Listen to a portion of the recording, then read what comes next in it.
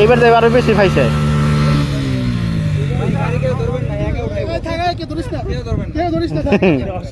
এই যে 1 নাম্বার ফাঁসা নিয়ে এটা